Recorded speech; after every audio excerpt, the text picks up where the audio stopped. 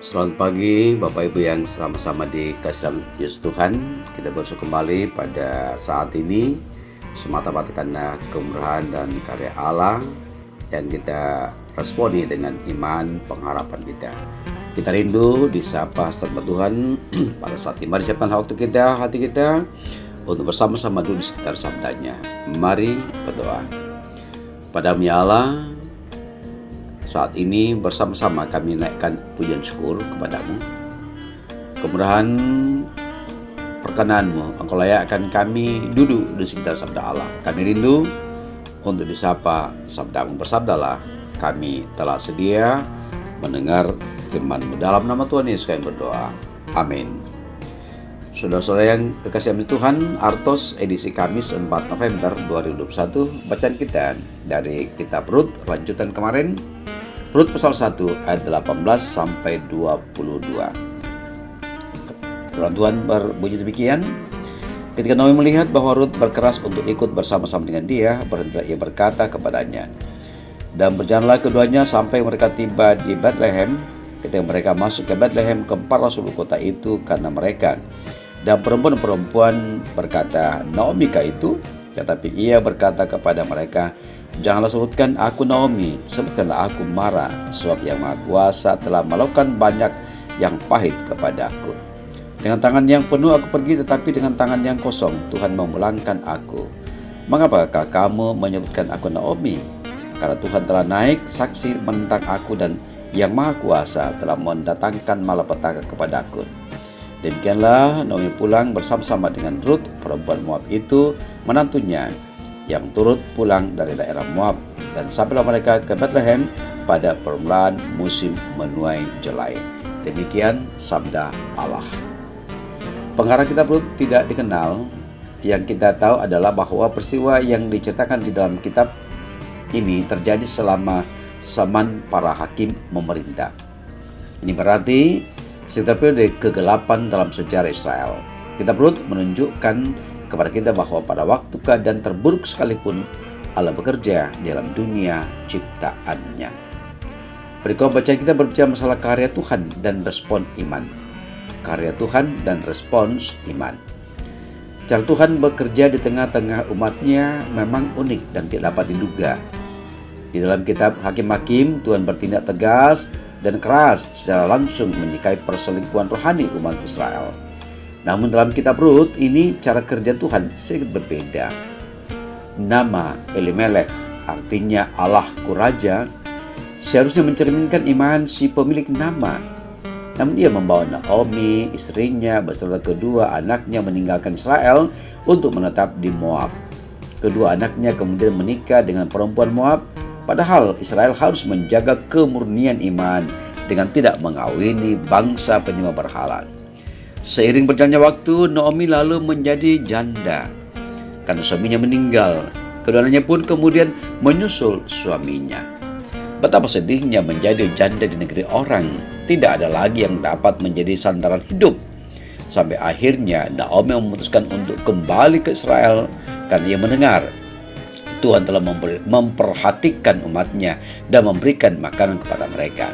Itulah saat iman mekar merespons kebaikan Allah yang mulai disadari. Meski demikian, Naomi tidak egois. Ia membebaskan kedua menantunya dari keterikatan dari dia. Toh, kedua anaknya telah tiada.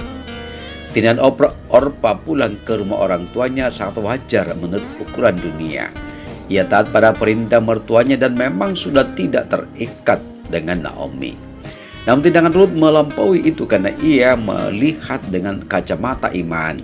Ia memandang bukan kepada situasi yang tidak berpengharapan seperti yang Naomi lihat.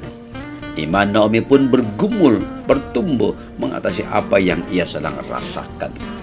Bapak Ibu, saudara-saudara yang sama-sama dikasih Allah.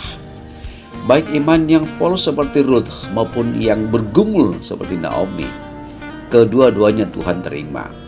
Yang penting fokus pada Tuhan.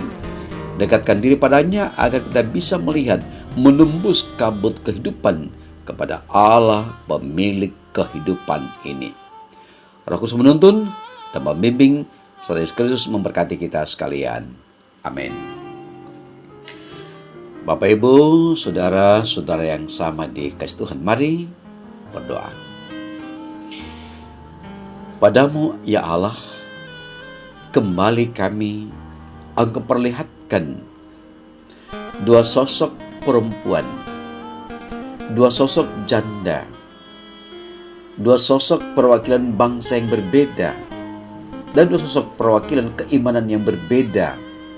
Namun Engkau telah mempersatukan, mempertautkan lewat keluarga. Kiranya lewat sabdamu ini kami pun pula memahami akan keragaman, kemajemukan,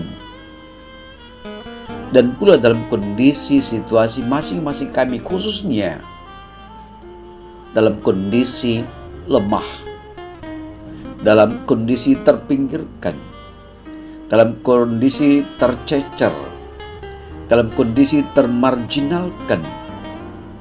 Kedua janda, Naomi dan Ruth, bahkan Orpa.